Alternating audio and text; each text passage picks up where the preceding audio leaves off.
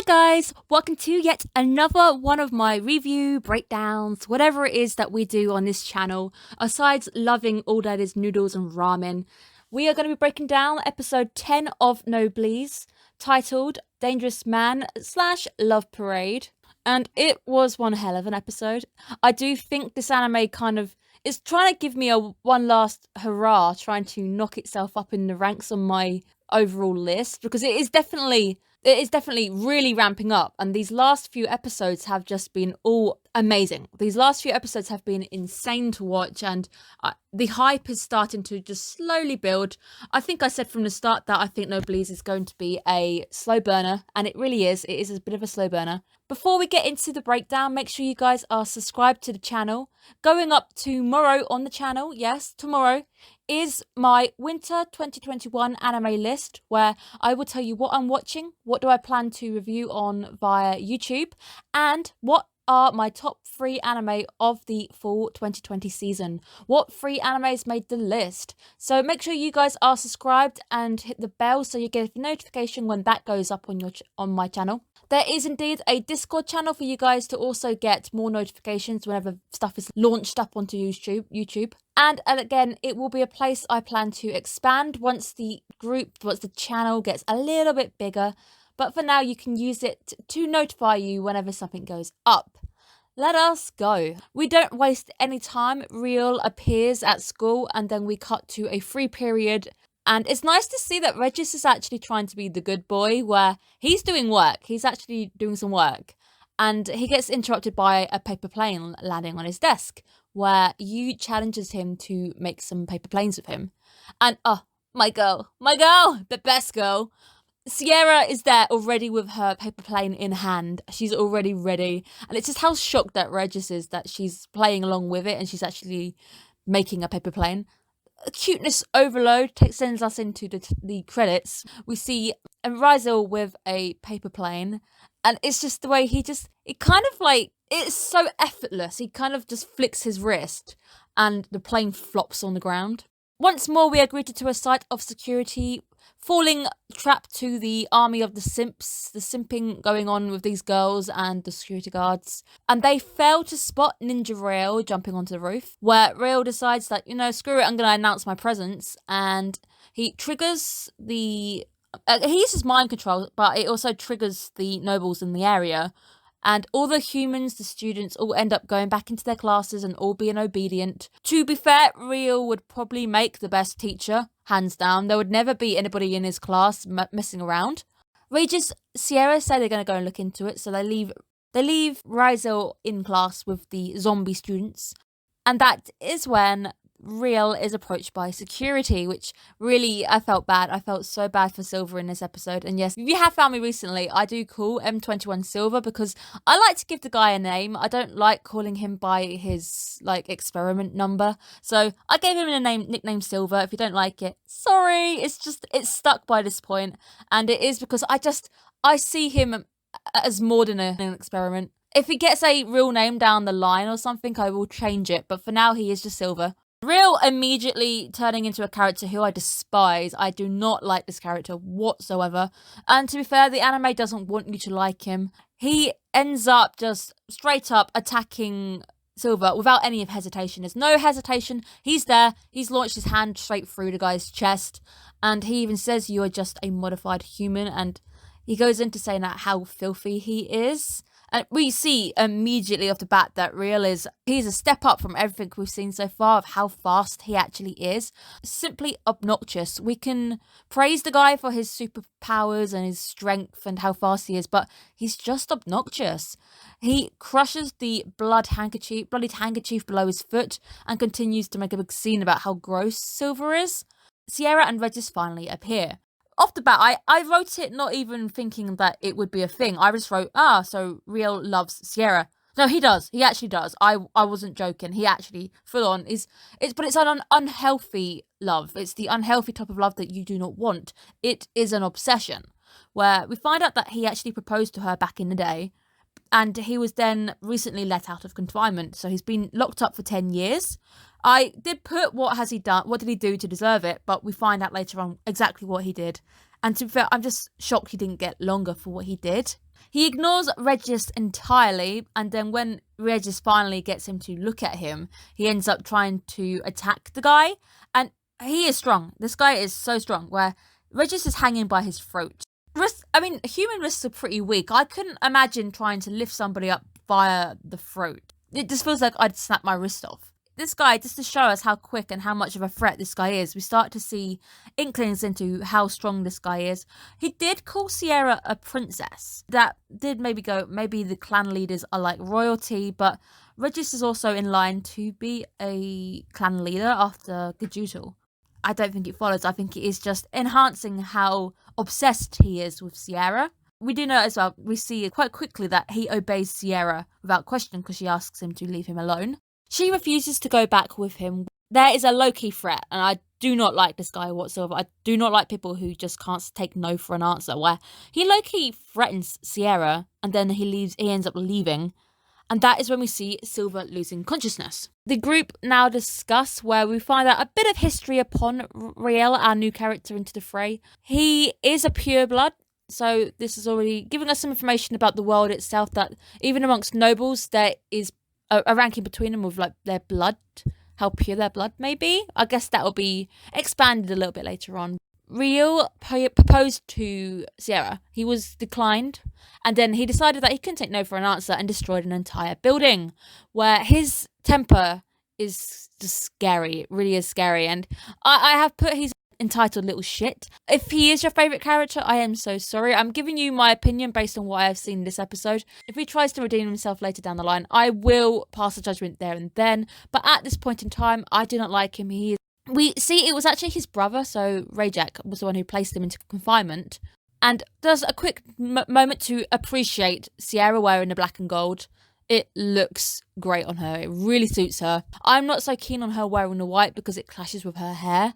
Takeo then goes to offend Regis by going, "Oh, but I thought he was your age." And it turns out that Riel is twice Regis's age. So Regis is 199, where I'm guessing Riel is about 400. We then get to see something that I don't know why it shocked me so much, and we haven't seen it up until this point, but Franken has a lab. Franken's got a full-on lab under his house. So he is Dexter from Dexter's Laboratory. He has his lab that has been hidden up until this point, healing Silver. But we also see that he is able to monitor both Tao and Takeo, and he's relieved to see that they haven't got any insane mods, because we know that the Union is quite heavy-handed with modifications. And he even says that you're going to be okay with just having like checks and things. And just a quick moment of silence, guys, for how hot Franken looks in glasses. Franken is my boy. He is my favourite character of the series. So quick moment there. Sierra being my favourite girl. So I've got my two top royalty there. Silver is reportedly healing quite fast because Raziel has drawn out his powers, where we get to see how useless the other two feel. So Tao, Takeo both starting to feel really useless because they couldn't do anything. To be fair, Riel moved so fast, I'm not quite sure what it is they could have done. And of course, they probably were not expecting him to come out of nowhere and just full on like stab a guy through the chest. They start to beg Franken to make them more powerful, where they've willingly decided to become test subjects once again, where they do say we think of Silver as one of our own. So we are seeing now the bonds really developing, the fact that they will stick their own lives onto the line. Obviously, Silver was the one who got them a place to stay with Franken. Regis and Sierra then have a little discussion where Regis actually raises a very solid point that Riel's obsession about Sierra is probably also partially due to the fact that he's living in his brother's shadow. He also probably won't end up the clan leader if it's anything like royalty, where the older child gets it and then the younger child probably won't, because the older child's going to get married, have their own kids. It could be something similar to that. He's got an inferiority complex where he feels inferior to his brother. So the only way he can possibly be a clan leader is he wants to marry into Sierra's clan, where he can then take charge. So I'm guessing perhaps he'd take charge, or men take charge. I would like to presume that it would still be Sierra who has got that blood running through her veins who would. But then if we're told that Riel is a pureblood, I'm guessing Sierra isn't. I'm sure this will all be explained in the next episode. Regis sees Sierra as part of the family and what he offers to protect her, which is really, really quite soft moment, quite a nice moment between the two, because we don't really see these two interacting a great deal. And she goes to pat his head, which absolutely freaks out poor Regis. And she says, he's not even close to my type. What is your type, Sierra? Well, to be fair, I guess anybody who hasn't got a temper on them, maybe. We see Sierra acting on her own. She ends up leaving without telling anybody, but Rysel is completely aware. But we do see Franken offering to go in his stead because he wants to hide Rysel's presence. But Rysel does say, but right now, as you are, it is beyond you. So he decides to lift the seal on Franken's powers, and that allows him to hopefully stand a bit more of a chance against Rael. Rael just sucking even more, and he's not redeeming himself, and he's slowly falling down the hatred pegs. And not only is he just a simp, he also just completely comes out and says I hate how much he hates humans and how he finds them filthy and foolish, which is a bit strange because it's supposedly the noble's duty to protect them, but if he feels that badly about it, it's kind of a bit contradictory. And he asks once again, marry me. But Sierra says that she doesn't hate humans. She doesn't see eye to eye with Rael on that fact. She sees them as friends, and she doesn't want to stay by his side, and that she has learned so much from being with the humans. And she does state quite nicely that she'll never take his hand, so she does decline him a little bit harsher this time, but I think you need to be harsh with these kind of people.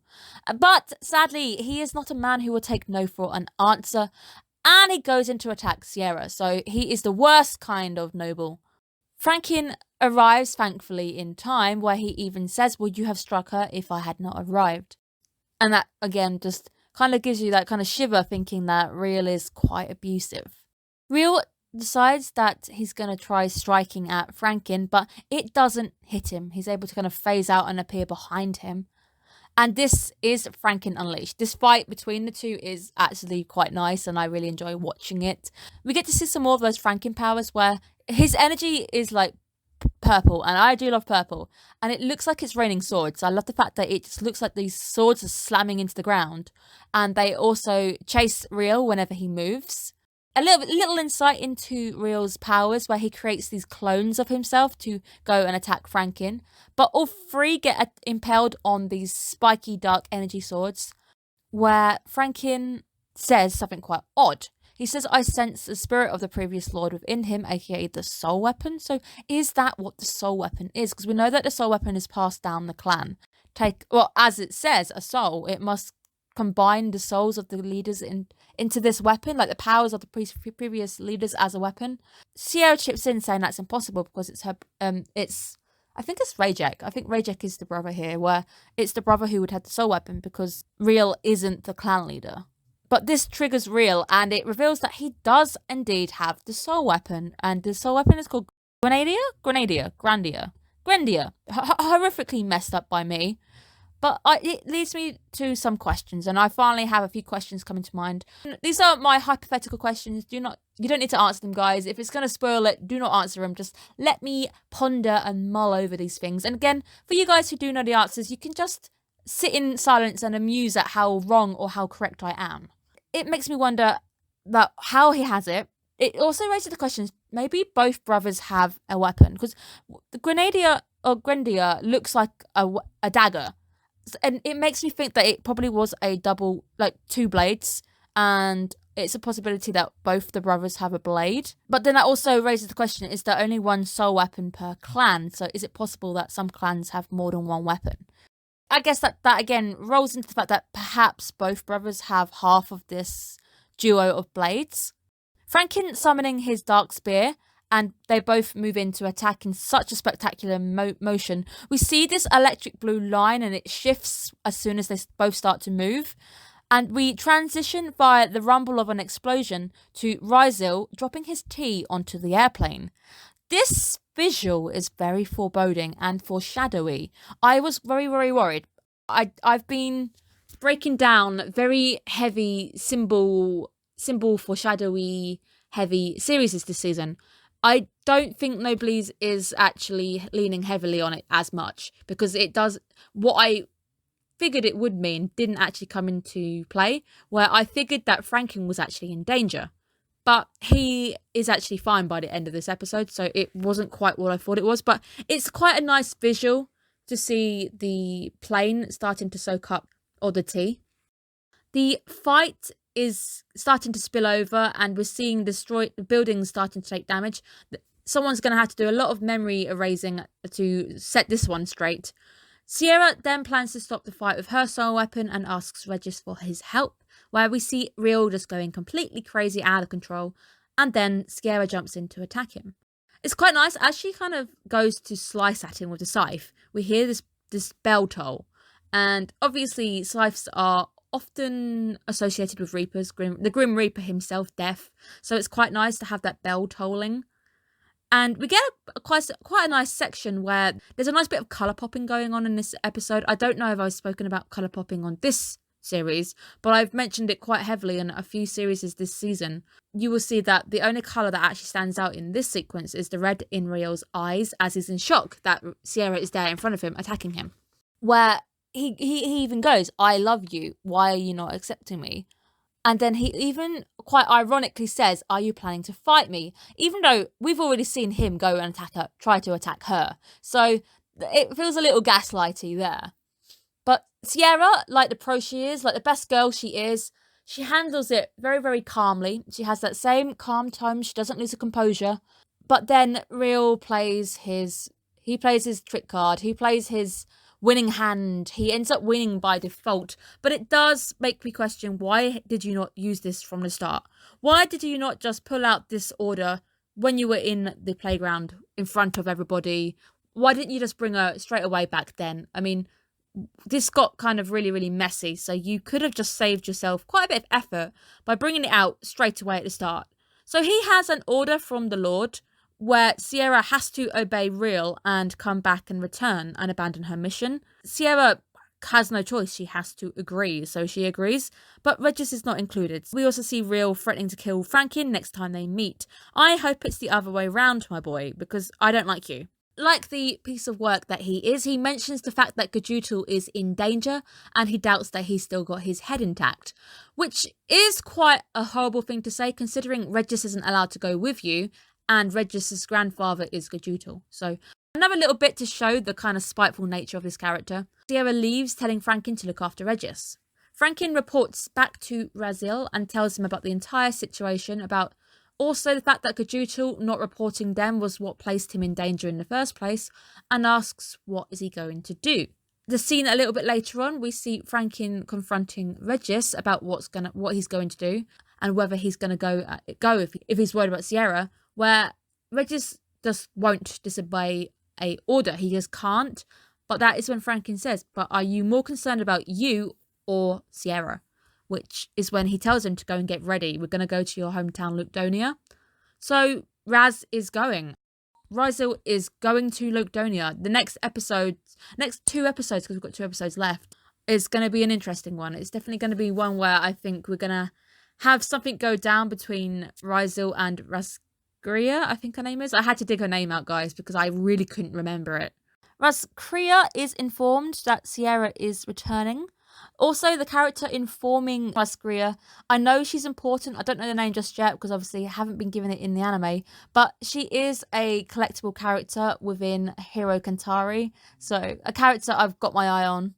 And we get to see a little bit of the past where Razgria, as a child, sees the previous Lord and Raziel in presumably a garden.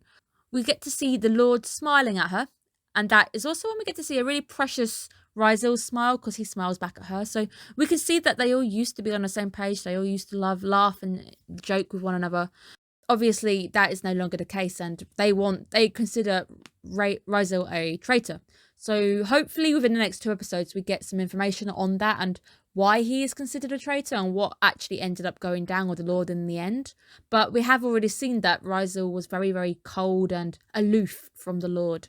The end sequence is just the security guards discussing who's going to take over the housework whilst Silver is in a bit of a weakened state. I love it. I do love the fact that they've put thought behind offering, but Takeo is a bit clumsy. He ends up knocking into the ladder, which ends up toppling Tao, making him smash the glass on the floor and making more work for everybody involved. It's quite a nice little end sequence. It has been, yet again, another amazing episode. I think the past 3 episodes now of Noblesse have been absolutely insane. And I'm just sad that we didn't have that level of kind of oomph throughout the entire season, because it's getting good. I think it is definitely gonna end on a high note. So it's definitely gonna say it's goodbye to fall 2020 with a high note. We've had some really, really interesting topics coming up, and the story's starting to get a lot more interesting. So it's going to be very interesting next episode, because we're obviously now heading to Lukedonia. What's going to happen when Rizal goes in front of Raskria? Perhaps we're going to finally get the backstory, the information that we need. Is Rizal going to be able to sort things out? Is he going to be able to soothe things over and make it so that he is no longer considered a traitor? That is very interesting. We've also seen some very nice banter between our security guards, of those guys starting to really build quite a nice little bond, a little family unit going on there.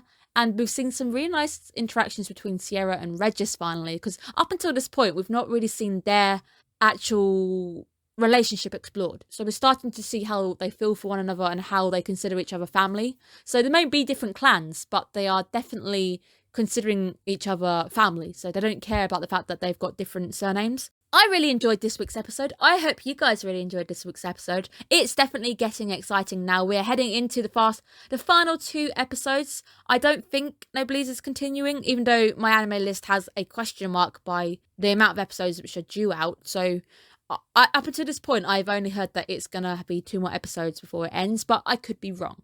But I think it's been a really good episode. I've really enjoyed breaking this one down. There's a lot more visuals starting to go on, like the visuals of the spilled tea, which is quite nice. The colour popping starting to play in. And the transition, that simple transition when we see Franklin going in to attack Real. The line then shifts as they move towards each other, and then it transitions via the rumble, so the after effects. So we don't see the explosion, we hear it. We kind of take the position of Rizal, Takio, and Tao, where they all also hear it. So I think that was quite nicely handled, and I really enjoyed this week's episode. Hopefully you're all staying safe. I will see you guys again next week. Thank you so much for your continued support. I am really enjoying breaking down these animes this season. It's been a really good season. I've had so much fun. Bye guys!